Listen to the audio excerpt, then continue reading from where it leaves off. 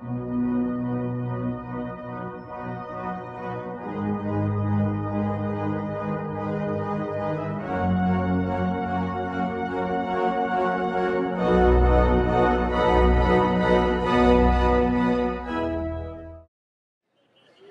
afternoon. Hello and good afternoon, everybody.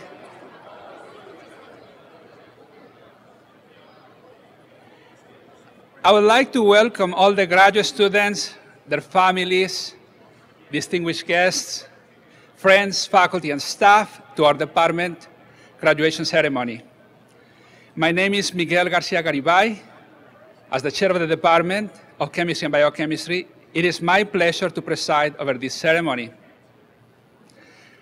I don't know about you, but I think this is just a beautiful day to celebrate the accomplishments of the Chemistry and Biochemistry graduating class of 2014.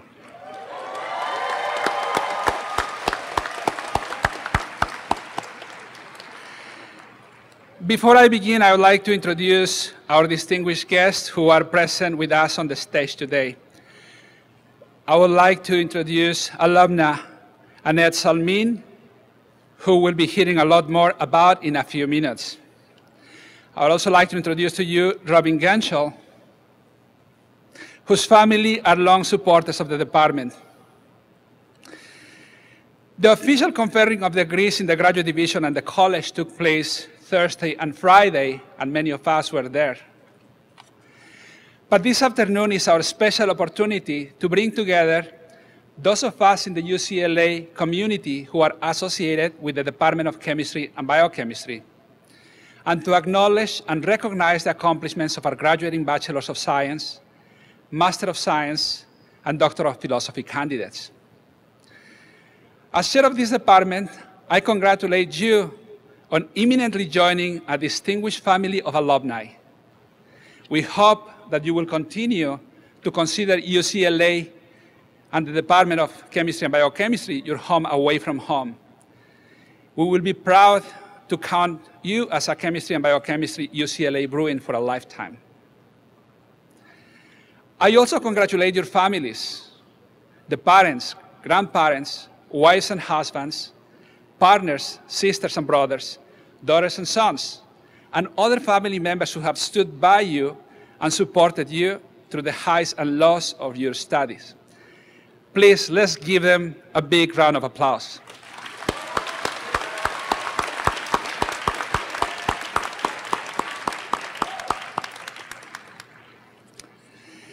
The program for our graduation ceremony this afternoon is as follows.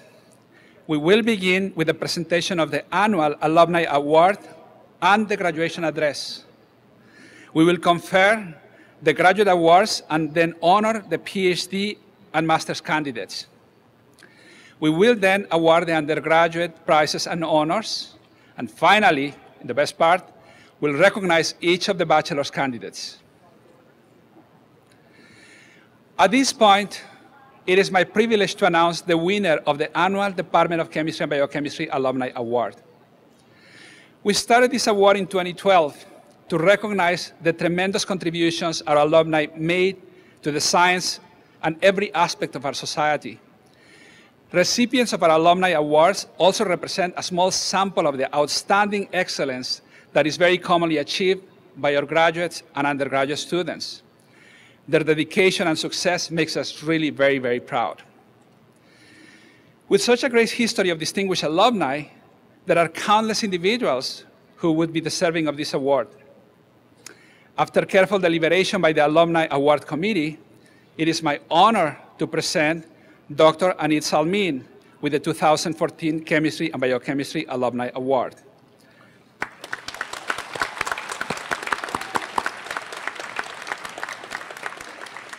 Annette Salmeen graduated from UCLA with honors in chemistry in 1997. She was the epitome of a student athlete. She won an NCAA championship in 200 yards butterfly as a member of the UCLA swim team and was gold medalist as a member of the 1996 US Olympic swimming team.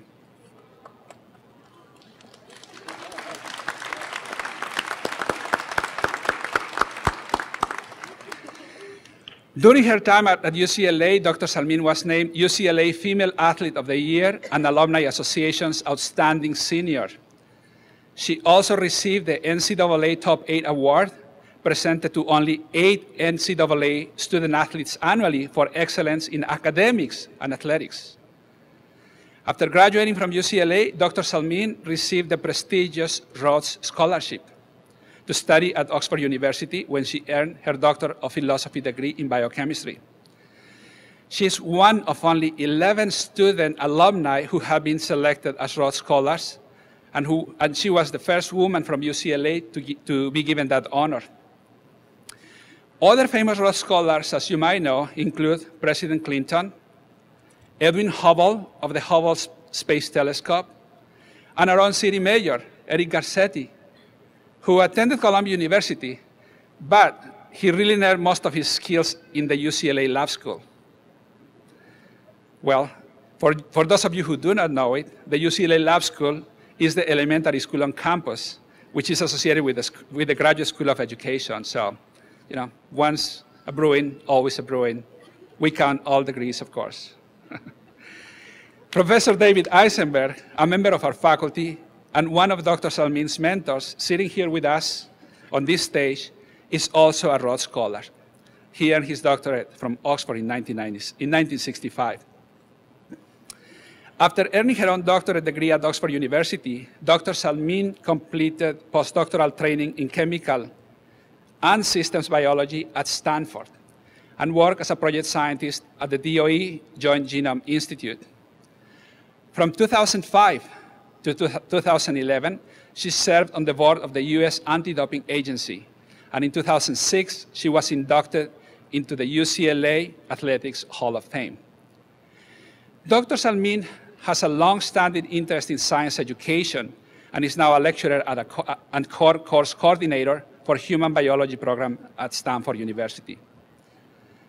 As you can see from her much condensed biography, Annette Salmeen embodies the essence of Chemistry and Biochemistry Alumni Award. We are grateful that she was able to join us today, and I would like to invite Dr. Salmeen to come forward and accept the 2014 Department of Chemistry and Biochemistry Alumni Award. Annette.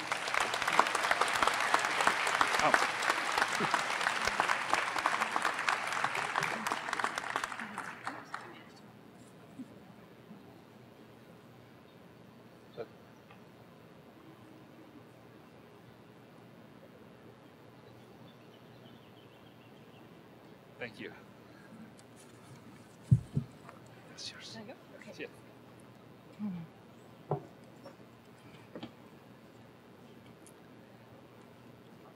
Welcome, fellow Bruins, Bruin faculty, family, and friends. It is an honor to be here with you today to congratulate the UCLA Chemistry and Biochemistry graduating class of 2014 and the people who have helped them on their journeys here. To the graduates, thank you for pondering the periodic table, for grappling with gas laws and glycolysis, for engaging with experimental design and data analysis. Thank you for the days you chose to go to class, for the times you asked extra questions, and for helping each other as lab partners and in study groups. Congratulations on these little choices and the countless number of other little things that you have done to make this big day possible. Please give yourselves a pat on the back.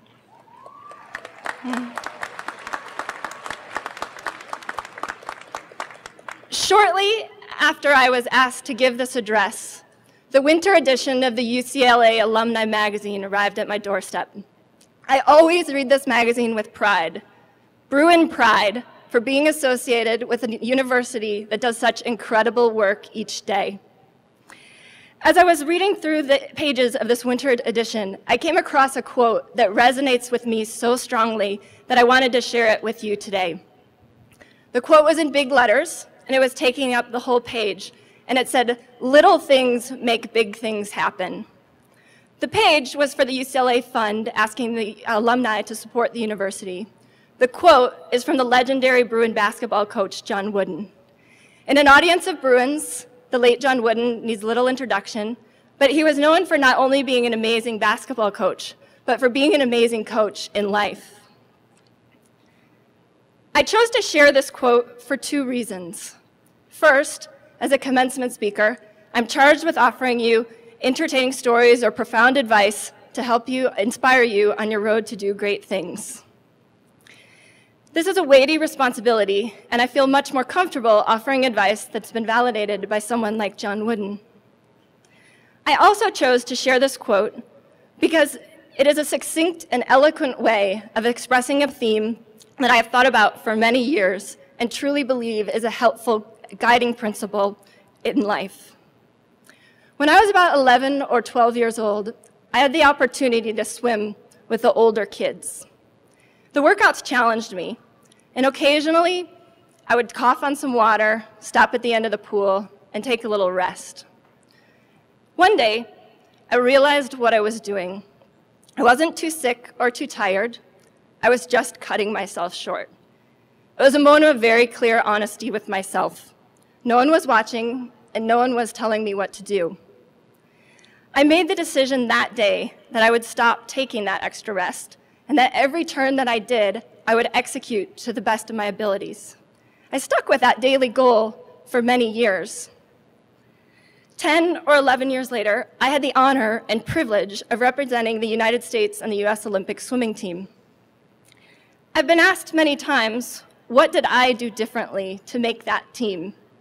How much did the decision that I made as an 11 or 12-year-old at the end of the pool matter? I don't know, but I know that it was a sum of that decision and many other decisions that made all the difference. In conversations about success, people often talk about the big steps: graduation, getting into graduate school, publishing your first paper, and getting your first job. These are all to be celebrated, but the big steps can be far apart, and if you don't look for the little ones, you can trip in between. Who you are in between these big steps, when no one is watching, and when you are making the daily decisions to navigate how you'll navigate each day matters, and remembering this can be a helpful guide through challenging times. As chemists and biochemists, we are especially trained to think about the relationship between the little things and the big things. We know that mutation at a single DNA base pair may lead to a devastating disease. We know that finding the right side chain on a promising therapeutic may save or significantly prolong the life of somebody's loved one. And we hope that researchers will find the right catalyst, the right reaction, or the right organism for a biofuel that may help to mitigate additional global warming and climate change. With the incredible rate that knowledge is acquired and communicated in our modern world, and the enormity of the challenges that the world presents, it may at times feel daunting to know where you fit in. For me, adjusting to less structure was one of the most perplexing challenges that followed graduation. As an undergraduate, professors told us what to know. They designed homework questions to help us learn, and they assessed how we were doing. Since I work in education now, I appreciate much more how complex this process can be for the professors. Hats off to all of the hardworking faculty here on stage. As a student, it made deciding what to do quite simple. As long as I thoroughly studied the material I was told to study, I could do quite well on the exams. After I left school, I had wonderful mentors and advisors, but the nature of my interactions with them changed. They didn't know the answers to the questions we were studying any more so than I did. There was no one there who could tell me exactly what to do. You may still have classes ahead of you in graduate school, but you're all at a juncture in your lives where you'll be transitioning into roles in which you will assume more responsibility, will make more decisions, and may need to make decisions in which there is no clear answer. You have the opportunity to become leaders of research teams, medical teams, companies, classrooms, or whatever venue you choose. How you navigate this transition will depend on the path that you choose and who is there to help you on your way. Regardless of your path, as chemistry and biochemistry students, you have developed strong scientific skills that you can draw on in the journey ahead. You have been trained to be careful observers of the world around you, to ask thoughtful questions, and to carefully analyze data. You have the opportunity to use these skills. At first, your observations may seem little, your questions insignificant, or the data too confusing. But these little steps matter. They are part of a big process. The research project that I was involved with, that I was most proud of, originated from a little question. I started working on protein structures as an undergraduate here at UCLA in the Yates Lab, and continued on in this field in graduate school. Proteins, as many of you know, fold up into three-dimensional structures. Mind-boggling work throughout history by physicists, chemists, mathematicians, and biologists has made it possible to determine the three-dimensional structures of a number of proteins by a technique called X-ray crystallography. I used this technique as a graduate student to study a particular protein called PTP1B. As I was writing up my thesis and analyzing the structures that I had determined, I noticed that the protein seemed to adopt two different conformations. For the purposes of today, you can think of the protein on the scale of a size of a head. It was a bit like sometimes the protein was smiling, and other times it was sticking out its tongue. For those of you who are interested in a more technical description, it's described in detail on page 128 of my DPhil thesis. So the seemingly little question that we asked was, did the protein really have these two different states? And if so, why? In a memorable conversation with my supervisor one afternoon, we had developed a hypothesis for why this structural change may be occurring. 2 years and many hours in the lab later, we published a Nature paper along with supporting work from another group in which we identified a type of bond that had not previously been seen in proteins. For me, the findings of that project was a big thing. But on the scale of the global research efforts, it is also a little thing. The protein I was working on, called PTP1B, is a therapeutic target for type 2 diabetes and obesity. Going from the identification of a therapeutic target to finding a safe and effective drug for a disease is a complex and uncertain process. Work on PTP1B may or may not eventually lead to treatments in type 2 diabetes, but it offers hope.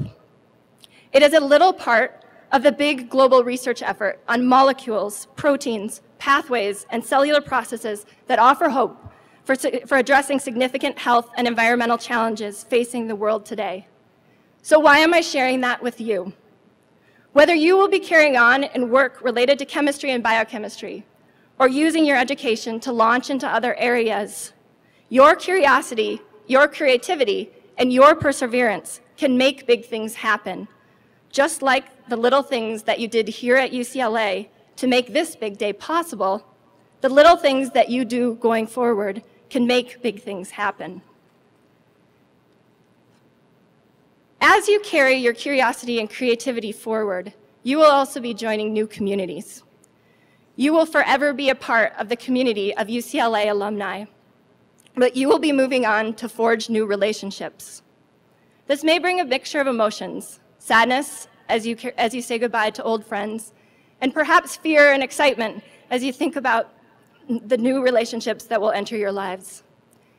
As I look back, perhaps the biggest thing that has happened to me is that I have had the opportunity to feel like a valued part of thoughtful, engaged communities of friends and professional colleagues. Genuinely feeling like a part of these communities didn't happen right away and wasn't a matter of just showing up and signing my name on a sheet of paper. These rich communities form through the little things, through the shared conversations, the shared learning, the shared laughter, and the mutual expressions of support. I'll share an example from UCLA. I had swim practice most mornings from 5:30 to 7 a.m. and then ran off to class at 8 a.m. I would arrive to chemistry, hair dripping wet, and matted from my bicycle ride. Inevitably, a few minutes into class, I'd start sniffling. I can't remember now whether I kept forgetting Kleenex or I just kept running out, but my dear friend Sarab, who sat next to me in class, always had Kleenex when I needed it. One day, he brought me not only Kleenex, but also a comb. I loved UCLA from the start, but I was a small-town Midwesterner in a big California city. And it took me some time to feel like I belonged. Having friends who would look out for me with Kleenex and a comb, a roommate who would wake me up when I slept through my alarm clock and welcome me back home after a long day, and an upperclassman on the swim team who would take me in when I needed a place to stay for Christmas training, showed me how to create a sense of community in a new environment. These may sound like little things, but together they are the big things. In the work that I do now in education, I see each day how a few words said in the right way can help a student or team in the right direction. I try to share what I have learned from others with those who I am training to teach and those who I am helping to learn. They in turn help me to keep learning and growing. Graduates, congratulations and welcome to the community of UCLA alumni. Wear your Bruin gear with pride. Do the little things for yourself and for others. Ask the little things, notice the little things. Individually and collectively, you will make big things happen. Go Bruins.